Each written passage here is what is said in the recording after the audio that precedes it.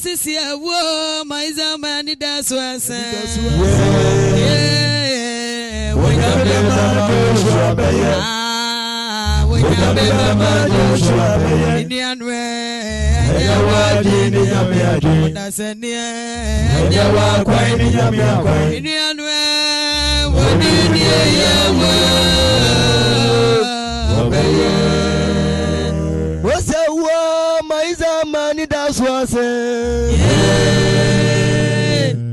Mosawa my zamani that's what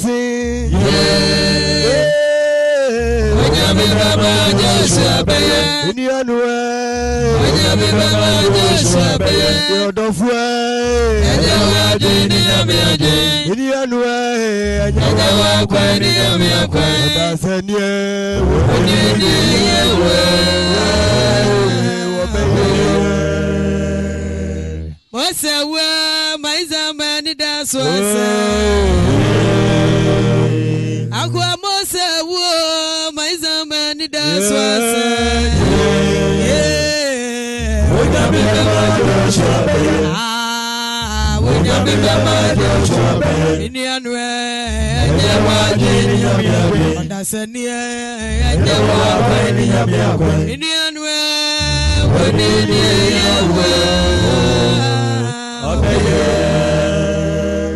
What's a war, my zamani that's was it? What's a way, my zamani that's was it?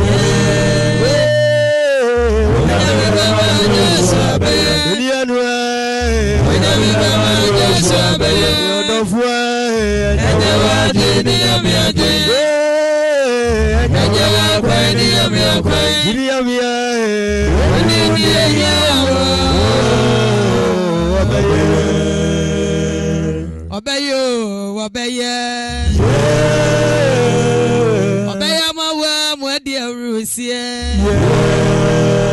I don't see what's your breath for.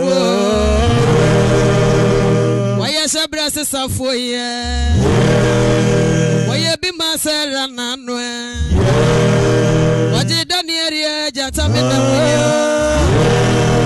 What do you know? Free bossy, Wellness and no dear revoir. Wellness and no suyo. I be penning it, you. Some brothers are for no memo.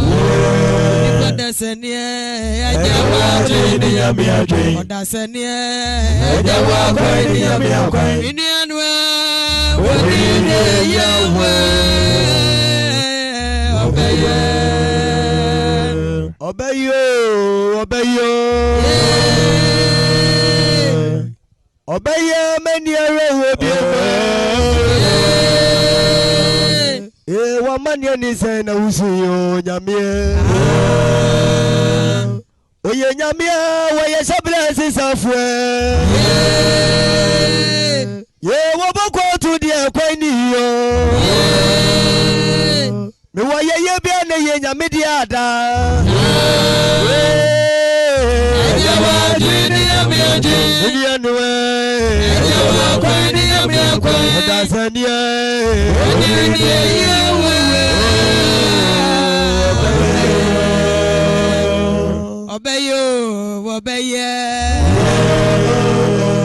Eradibayo mentini suobiemwe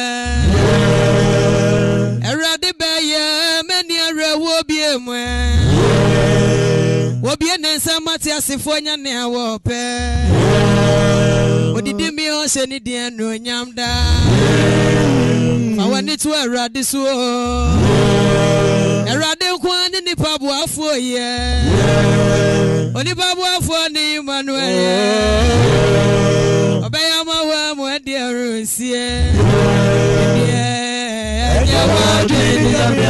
Odasenie Ojidinie Wodinie yawe Ya kama funi yedi mafu mobro waje nyankupre Dr. Penya wakube ya bro Awurade enyimi ma otamfo Jimmy Awurade atimi Uye binu fra maniemwe Jiriya mi afenedru miswe ya ikesinka ya yiro Nasi nke Awurade Atu amaniema wa yemwe Atu yankwanshema wa yemwe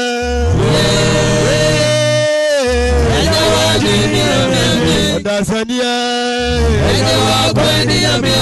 Miniano